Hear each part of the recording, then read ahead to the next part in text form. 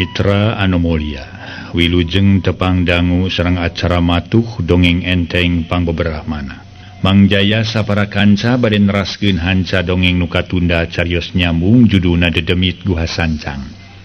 Ye dongeng para mitra karangan Watatang ayeuna teh nincak bagian ka-27. Dongeng parantos dugi kanalika Abah Juin harita didatangan ku Aki Sarmasik. Nuju nyiksa ka Ninoneng Bah Juin teh dihalangan ku Aki Sarmasik. Samali ku Aki Sarmasik harita teh para mitra sadaya kungsi patelak sagarupi atuh Bah Juin teh sareng Aki Sarmasik. Barang geus kitu dina ngoning dina patelakna Bah Juin hartos nama kawon atanapi teu tiasa nandingan ilmu panemuna Aki Sarmasik dugi katras Bah Juin di papatahan ku Aki Sarmasik kitu. Bah Juin nepi ka poho di kalalakian kasebut runtuk jawara make boboleh menta dihampura sagala ngan teu bari ceurik cenah kitu para mitra sadaya mangga urang teraskeun. Aya papatah Aki Sarmasik bade diwangsulan deui ku Mang Jaya. Kumargi ieu papatah anggap we lain ti Aki Sarmasik ka Bah Juin tapi anggap ti Aki Sarmasik kangge urang sadayana kitu. Mang Jaya ge sami-sami ngabadungan bari jeung maca atanapi ngadungikeun cariosan Aki Sarmasik bari ngabandungan mangga urang sami-sami lajengkeun carios nyambung judulna Dedemit Guha Sancang karangan Watatang dina bagian ka-27. Para mitra sadaya sakumaha nu kauninga Bah Juin geus poho di kalalakian kasebut runtuk jawara make boboleh menta dihampura sagala ngan henteu we bari jeung ceurik mah. Nah, kisahnya anggur menta dihampura ka aki sagala. Kapan kahayang kisahnya lain? Kahayang anjeun nu mata kisahnya lamun rek ngalaksanakeun naon rupa teh kudu dibeuweung diutahkeun ulah dapon kitu bae. Teu salah-salah teuing kolot urang baheula nyebutkeun kade barudak sing asak-asaknya ngejo bising tutung damagana mun ku urang dipesek eusi-eusina sing asak-asaknya nempok bising kaduhung akhirna sarua jeung nu disebutkeun ku bieu ku aki nyaeta kudu dibeuweung diutahkeun ulah dapon kitu bae. Tah kitu deui pan anjeun teh dinten teh ge kasebut geus kolot. Piraku kasebut kolot teu ngabogaan dadasar. Atuh manya kitu mah kolot dengan kolotok dina beuheung muning. Teu boga rasa perasaan ka sasama hirup. Peda eta kisahna kasebut ruruntuk jawara atawa jago. Yeuh kisahna kasebut manusia mah kabeh ge eueuh nu jago, eueuh nu gagah rongkah. Dan nu gagah rongkah kalawan sakti angin Gusti Allah. Gusti Allah Subhanahu wa taala nu bisa nyiptakeun bumi langit katut eusina kabeh. Satungkep ning langit satangkarak ning jagat anjeunna nu nyiptakeun termasuk jadi urang. Tah ieu nya kisahnya ngalaman rubuh. Ulah boga rasa dirubuhkeun ku aki tapi kudu boga rasa rubuh teh ku laku ragrag teh ku talajak sorangan. Da lamun kisahnya teu boga itikad kitu mah rek nyieun piraheuteun hate batur atawa rek ngakaya raga batur nya kisahnya ngalaman kitu. Saja batik itu lamun urang rek nyangka ka diri batur kudu geus yakin katingali jeung kareungeun ku diri sorangan. Ari kakara ku beja atawa ku sawangan mah ceuk basa kiwari teh mah sarua we jeung bohong. Tah ieu ge kisahnya nyangka nu jadi anak korban di pahala ku salakina si nyai bari jan katingali bieu ku panon sorangan eta sarua jeung pitena. Sedeng nu boga pagawean wallahu alam saha. Tapi ceung pagrasa aki mah hanya kisahnya teh cilaka teh bongan kupolahna sorangan bari teu nurut kana papatah tinu jadi kolot. Nyatana ti diri kisahna jeung ti aki. Da lamun hade dijelaskeun mah anak kisahna teh katelah Cep Abbas beunang disebutkeun asuhan aki. Ari disebutkeun murid aki mah goreng patut siga aki nu reueus jadi guru manehna. Tah kitu kudu dijelaskeun mah ka musibatan nu jadi anak anjeun. Bongan teu nurut atawa badagong teu beunang diomongan kudu jadi kolot. Saja batik kitu sanajan Cep Abbas perlaya oge ku hiji jalma eta lain niatna sorangan. Lamun hade dicaritakeun mah aya deui nu dolim nu bisa ngasupan roh setan. atawa cek urang mah jurig sina nempel kana raga nu dipake pikeun nganiaya Cep Abbas. Samalah lain Cep Abbas bae geus aya kana geneupanana kabeh ge. Lain dikaniaya ku jurig tapi ku manusia keneh ngan manusia nu beunang diasupan atawa ditumpakan ku hawa ku setan atawa jurig. Geus geuralaan tali panjang sangsi nyai teh barudak teu pugu-pugu ngado nyariksa jalma nu teu tua teu dosa. Cek Aki Sarmasik beak-beak ngomongan Bajuin kala wanita ngudaran tali panjang cang leungeun noneng. Mangga ki mangga teh mal omo meuni teu sirikna dodongkoan bakat tingkusieun ku Aki Sarmasik. Ceprut tali dikereut sanggeus lesot kojeng Kang Nyinoneng nyampeurkeun ka Aki Sarmasik. Hatur nuhun Aki, abdi katulungan ku Aki, cek Nyinoneng bari tuluy cari panona cari nakda. Sawang sul nanya ijung geura balik ka itu. Temal Aki Sarmasik leos Nyinoneng ngaleos balik. Sedeng ka Bajuin mah jeung ka murid-muridna baroroah ngamangakeun, malah teu ngareret-reret acan ku sabelah mata, lantaran ku nyeri hate ngadon rek disiksa teu pupugu.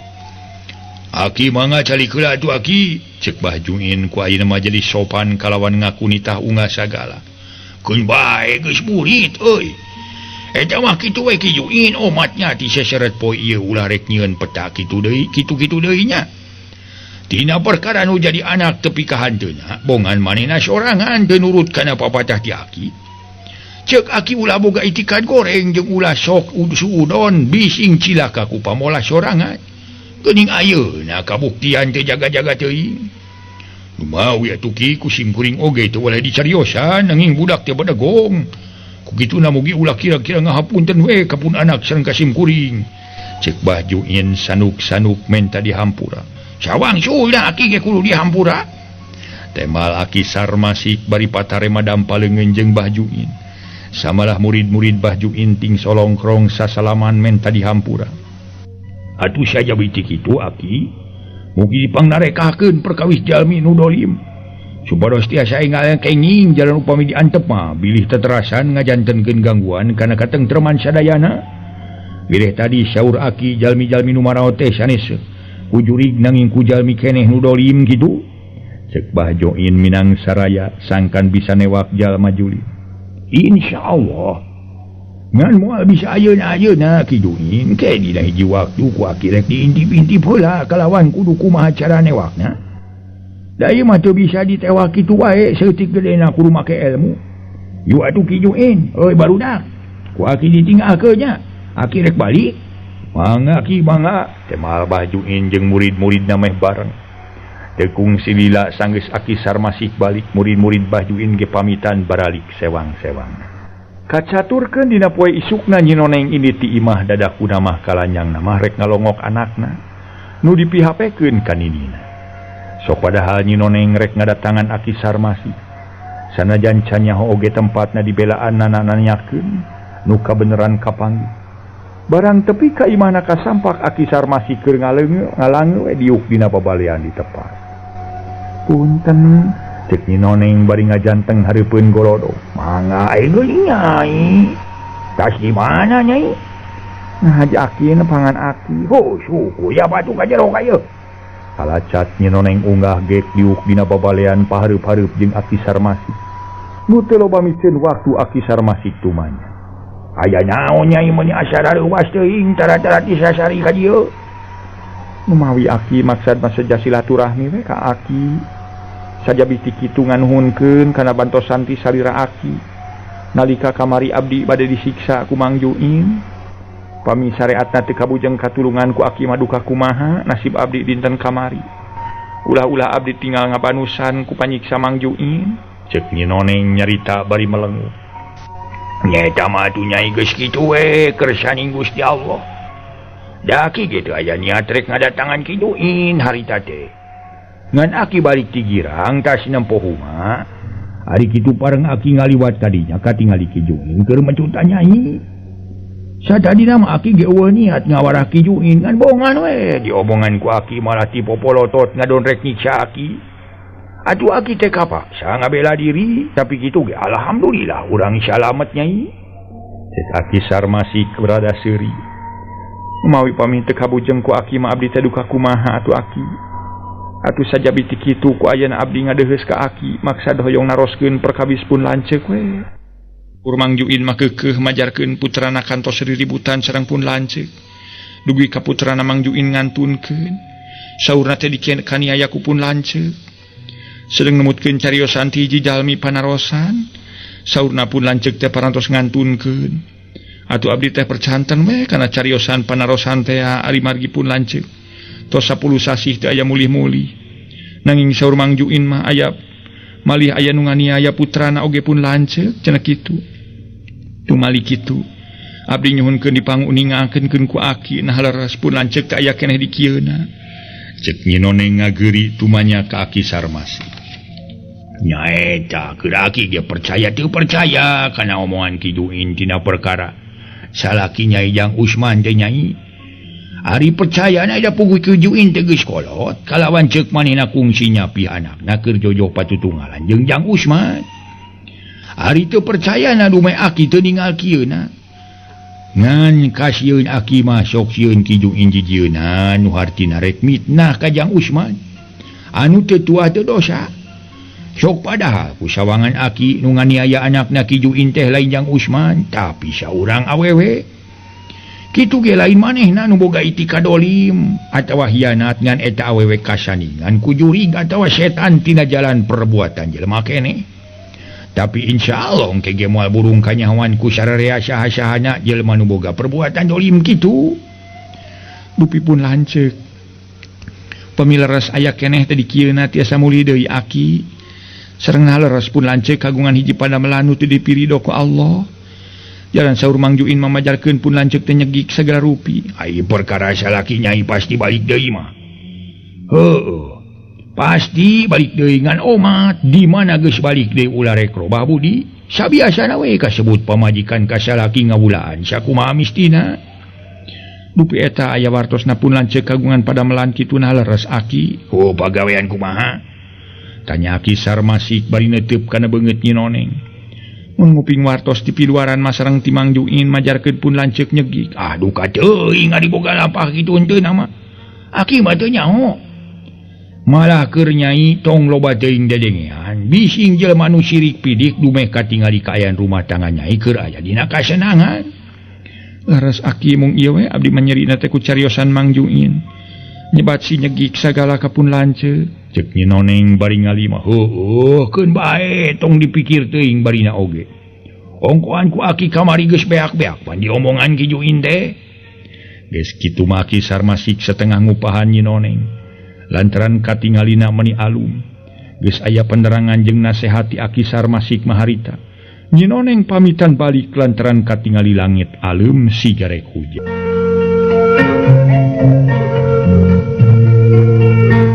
Para mitra sadaya, heuleut sajam ti sabada Nyi Noneng balik gurutak Aki Sarmasi kasemahan kubah Darmi. Bapana Nyi Mimi nu maksudna marekmen tapi tuduh tina perkara Nyi Mimi geus aya kana 3 poena teu balik-balik. Samalah gujrud-gujrud nama Nyi Mimi aya nu ngiwat ku lalaki. Tapi ceuk sawaresok aya nu manggihan Nyi Mimi kumalampreng ti peuting. Aya nu nyebutkeun Nyi Mimi sok kapanggih ulin di hiji astana. Beja kitu geus nyebar ka mana-mana nu matak ngajadikeun kateungeunna hate Bah Darmi, majarkeun Nyi Mimi jadi juri jeung sabangsana omongan jalma. Samala Bah Darmin kuat kangontrol ka jelema nu nyebutkeun Nyi Mimi jadi juri, kurang-kurangna matak ngajadikeun riributan gede. Tapi nurutkeun ceuk katerangan ti Aki Sarmasik, memangnya Nyi Mimi masih kene aya henteu jauh ti wewengkon lemurna, ngan aya nu nyumputkeun ku jelema nu ngabogaan elmu sihir. Atuh teu matak aneh, lamun Bah Darmin ngarasa gemes ka jelema nu boga perbuatan kitu. Tapi ka masyarakat salembur jeung Bah Darmin tagibur. Samala barudak parawan satiap ning hareupan magrib geus teu waranieun kaluar ti imah. Sieun aya nu ngiwat model Nyi Mimi. Akhirna diunggal lemur geus mimiti diayakeun rona kawas nu ka tukang tuk.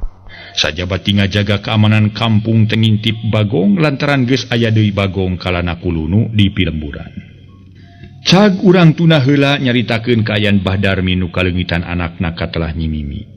Kitu deui kaayaan Nyi Noneng nu kiwari teu loba marungkawut hate. Balas mikiran beja ti piluaran urusan salakina. kacaturkeun Usman salaki nyinoneng nuti sabada jojoh patutunggalan jeung jenatna Cep Abbas terus ngejat ka kota samalah jeung Eus Parida. Samalah para mitra sadaya Eus Parida harita teu tuluy ngukuntit ka Usman keur mah Usman dihenteu teu ge mikahayang tiba heula ka Eus Parida. Kari-kari ayeuna Eus Parida nuturkeun nu akhirna terus dirawatan samalah dipangontrakeun hiji imah di kota. Ngan teu dikawin lantaran Usman bingung pikeun menta surat NA ti pangurus satempat. Sasat Usman setengah kakaburan ti lemurna dumeh di alincer bae ku baturna salemur. Tapi sok sanajan bari teu katalian hukum ditingali tina kaayaan mah eueuh bedana salaki jeung pamajikan bumen-bumen biasa. Samalah make ngabogaan badega sagala katelah Mang Asnaip teuing kudae kanana sanajan rada loyor oge. Puguh lamun ditili ku salancar mamatak ngarasa heran kaayaan di imah kontra kanana geus protek ku bangsa paparabotan. Nu matak jadi aneh nama teu katingali kana naon Usman usahana samalah badegana ge ngarasa heran. Pakaian Eus Parida beuki loba jaba reuncem ku perhiasan. Kitu di Usman pakena teu boleh bersih, teu boleh rapih unggal malam minggu sok lalajo bioskop. Nyerelekna waktu teu karasa beurang kasilih ku peuting. Peuting ngagayuh ka deui ka beurang ngan kitu jeung kitu bae muterna mangsa atawa alam. Kitu deui pikeun kaayaan manusia nu masih keneh kumelenang di alam pawenangan ieu. Henteu boleh robah, nu ngora ngalaman kolot, ngalaman ropoh sagala rupana. Awak nu tadina jag-jag belejag jadi ngurangan. Kulit pengkeur jadi ngariwut, meotan komo lamun dimangsakeun katarajang ku panyakit terus sok ras inget. Kana pipaeheun atawa pondok umur mah inget kana sagala dosa perdosaan. Rumasa acan ngadeheuskeun diri ka Allah Subhanahu wa taala ku jalan ngalaksanakeun ibadah. Tapi sabalikna lamun urang keur aya dina kasinugrahaan teu kurang itu jeung ieu sok late poho. Teu ngingetkeun yen hirup teh moal langgeng, nu diingetkeun teh lintang ti dunya.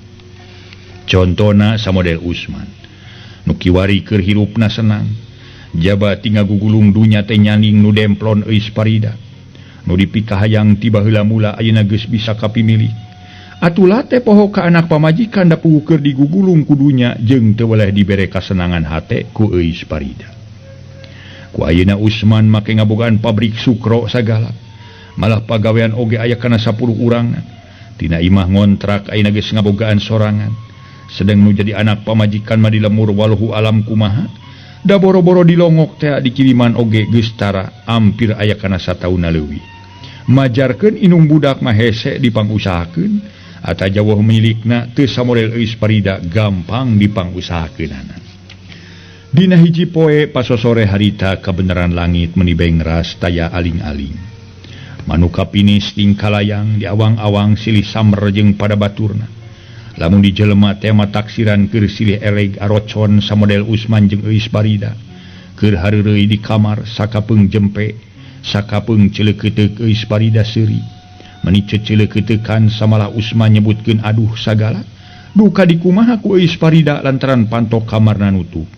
Ari badegana nu katelah Mang Asnaip harita sajroning keur ngelapan kaca lomari mainan teh make ngagerndeng jeroeun dadana bari ngareretan kana pantok. Harita Mang Asnaip tuluy nyarita bari ngagerndeng.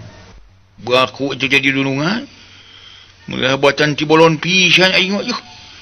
Waya kiwari geus arocong di kamar. Aduh. Dulu teh ku saruana pisan awewena elekede teh centil. Tah samani geulis. Lakina masep deui. Tuh keur naon meni cenah si lu bekam. Keur kitu teh jol semah lah puas meureun asa diganggu ku semah. Aing geus ngalaman boga pamajikan can pernah ocon ti beurang. Tapi nanu ieu heueuh dungan uing. Geus puguh ti peuting ti beurang itu mikirkeun hareudang. Coba eta meni buruk begitu jeung balang siang keur parasia sugan dumeh tadi peuting si Aden balikna geus peuting naker. Cing ari ditong tina liang kunci bisinya keur parasia. Kumaha lamun jiga anu cilaka salah saurang mangkani ada si Aden teh atuh. Teu sarua jeung batur. Aing meni geus seueuh diperdom we ku si Aden mah.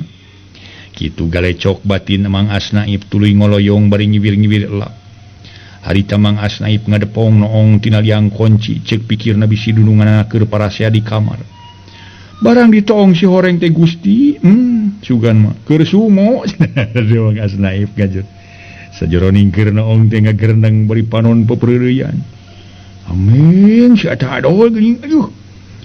Mantap pikeun sabeuleun aing mah sugan ieu mah doraka we heueuh nyan pohara. Pohara pisan deui eta. Aing pada laur neuleuna we najis teh ieu.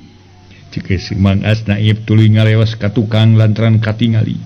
Dunungan geus tarurun tina risbang nu teu sakumaha lila Usman Norojo nyampeurkeun. Naip, kulian bade ngersel naon adeng? Tanya Mang Asnaip ngorejat nangtung. Cing minta cai kopi bawa hareup. Cek Usman bari ngalewas ka jero. Teu sakumaha lila Mang Asnaip ngawadahan kopi kana pisin tilu sendok. Sedeng hate mah tanda tanya nu jadi dunungan menta kopi teh tadi menta kopi maksudnya. Gidig Mang Asnaip ka jero terus kebat kaluar ka sampak Usman keur maca koran dina teras. Eus parida harita keur nyisiran narantan buuk kararusut. Den ieu kopi teh sok tunya dinya. Cek Usman teu ngareret-ret acan lantaran keur jongjon maca koran. Sok pisi nu dieusi ku kopi teh dituna dina meja gigireun Usman. Lewas Mang Asnaip ka jero kebat ka tukang nu teu sakumaha lila Norojol eus parida nyampeurkeun ka Usman. Nu keur tonggoy meuni anteng maca koran. Eus parida ngareret kana kopi dina pisin. Kang Usman ari eta kopi keur naon? Na keur inumeun moalnya keur si beungeut. Teh mal Usman bari tonggoy maca koran. Cileukeut eulis parida seuri. Nah, Kang Usman teh ngabaheungan kopi kitu, cek eus parida bari teu weleh seuri. Ret Usman ngareret ana breh nyampa kopi dina pisin. Be, sugan gejul si Asnaip. Kamana ini si gejul Asnaip? Asnaip. Lun. Temal Mang Asnaip nyelengkeung nemalan ti tukang. Ka dieu. Kidig Mang Asnaip nyampeurkeun ka hareup. Ai pikir naon adeng? Ari dewek tadi minta naon ka maneh? Kopi. Ya Asnaip cing atuh sing disiar teuing pika keheuleuan teh nya. Monyet. Aduh ampun Gusti. Namoal euy nasi kana baung teh ha? Baung kumaha den? Ceuk Mang Asnaip malah malik nanyakeun. Dewek minta kopi sote lain minta kopi na sia bedul tapi minta si kopi si balagug sia. Nari sia ngadon mere kopi wungkul kana pisin. Dasar si ontohod sia. Aduh. Mun ka parsur aden munut kopi sun umawi kumang teh pasen kopi we. Dasar belat balagug. Minta cai kopi dewek mah gugug atuh. Cek Usman ti popolotot atuh puguh we. Mang Asnaip ngadeg-deg sieun gancang ka tukang mawa kopi datang ka tukang gegerendengan. Nya tertage para mitra. Boga dunungan teh kaos nu srebor ye ongko tadi cek manehanna minta kopi. Dibere kopi ngawah ka aing. Aduh. Salah manehna kene lamun kitu cek manehna minta cai kopi kakara dipangninyokeun cai kopi. Panyieu mintana ge kopi cenah dasar jelema pilu rakaeun wungkul. Aduh. Lamun teu butuh ku gawena digitik sia ku aing nya. Cek Mang Asnaip ku kulutus bari nyician cai kopi tuluy dianterkeun ka hareup. Sok dituna dina meja hareupeun Usman nu keur ngobrol jeung eus parida. Tah nu kieu ti kopi ngaranna sumuhun. Teh mal Mang Asnaip rada baeut. Naon sumuhun? Ieu cek kopi. Kopi sareng gula ditinyu ku cai asyak lajeng dikubek ku mang. Dikubek ku naon jeung dikubek sala? Biasa we dikubek ke sumuhun ku sendok. Da ka kuping disada ku cibak gitu. Ganeng si Asnaip, mun satukang sia. Bade Temal Mang Asnaip bari ngaleos ka jero. Rek maratkeun pigaweun ngelapan kaca lomari. Ulah disentakan wae tu Mang Asnaip teh karunya Kang bilih jantungeun. Tu kana barang damal nama getol sareng rajin kana pepelakanana. Nya ari getol nama getol. Eta we suka aya piomongeunna teh. Bieu ngadon mere kopi kana pisin terus basa kamari. Ditita meuli samping sarung. Keur manehna ngadon beleng hampir setengah poe.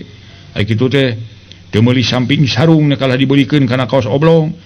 Ari ditanyakeun ku akang nah kalah meuli kaos oblong pokna teh milanya sinyang sarung teh anu pas unga toko di ajaran lalogor rek kumaha teu pika keheuleuh ci eta teh atuh nya ketang ari loyorna mah lumayan ngan kudaekanana sareng jujurna Kang cek euis parida jep jempe harita euis parida tungkul siga nu ngalamun meuni anteng naker Ari Usman sanggeus nginum cai kopi tegap kana koran tuluy dibaca deui.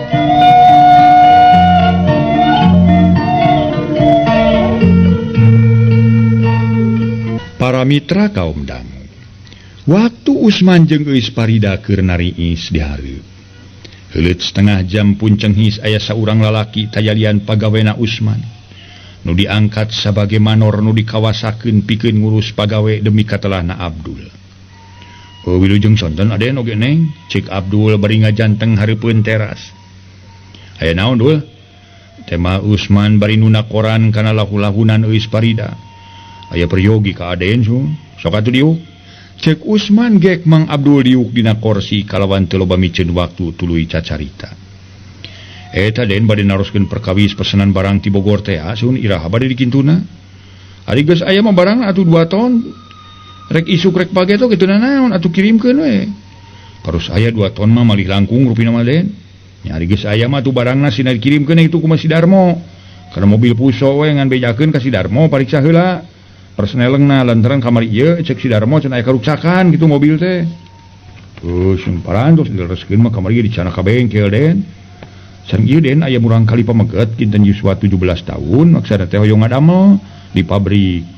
Karesan anu ngagoreng sukro aya nu liren saurang bireh teu damang kumaha kitu-kitu tampi wae den.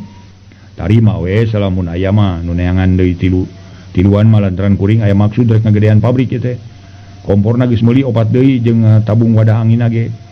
Ya nuhun atuh bade ditambi deui pada malam den jalaran numutkeun sapaninggal mang mah. Moal kasiwer nu ngagoreng mung opatan kirang mah 7 jalmi atuh dupi gaji kangen nu engal sabaraha den. Oh biasa we nu anyaran mah asup atuh 1000 bersih atuh. Pan ditanggung ku urang kitu di pemonokan dipernahkeun. Pake urusan pagawe mah urusan ku Mang Abdul lah. Eta budak nu ngalamarna di mana ayeuna? Di ditu nuju ngantosan di pabrik den. Pek atuh tarima, malah lamun bisa mah kalawan aya keneh narima. Tiluan deui nya. Insyaallah den mung kitu we kaperieueun mah den Mang atuh Mang bade ka pabrik deui. Gili itu murang kali antos-antoseun den. Heuh. Ngan moal barang soal barang ka Bogor teh kirimkeun ku Si Darmo nya. Mangga den, neng permios atuh. Mangga Mang. Temal eus parida. Jerut Mang Abdul turun tuluy ngaleos. Rek balik deui ka pabrik samala Usman jeung eus parida. Teu lila kajararo lantaran waktu geus burit katama angin di luar meninga gelebug. Nyaan kayan Usman dina waktu kiwari sanggeus ngahiji jeung eus parida beuki tambah senang. Pabrik beuki digedean kitu di pagawe tambah loba. Samalah Usman boga rencana rek ngabangun deui pabrik di tempat nu sejen. Sedeng kanu jadi anak pamajikan mah di lemurna geus teu dipikir-pikir sigana teh late poho. Lantaran geus kalimpudan ku loba dunya dibubuh boga ceungceuman hate ka Si Demplon. Lamun kitu teh mah geus poho ka sisi kagigir. Poho kana Purwadaksina. Kitu deui keur eus parida jadi kabawakeun poho kana jadi indungna sorangan. Dina hiji poe Usman parang nempo ka pabrik. Atuh keur pagawe ngarasa kaget ku ayeuna dunungan tara-tara ti sasari. Make daek ngalongok ka pabrik da di mana teuing boh Usman boh eus parida make daek lahaloho. Tapi ku harita make aya jorojoy hayang nempo sagala. Waktu Usman keur nempo barang-barang kirimkeun kanu pesenan. Aya saurang budak lalaki keur ngagoreng sukro. Gawena ngareretan we ka Usman sedang Usman teu mirosea kanu ngareretan. Tina kitu budak pagawe anu keur ngagoreng sukro teh ngagrendeng.